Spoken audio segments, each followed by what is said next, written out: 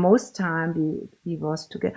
I have I have to tell you, I would like to have him in my flat, but I have two cats, and he has a very, very bad allergy about cats.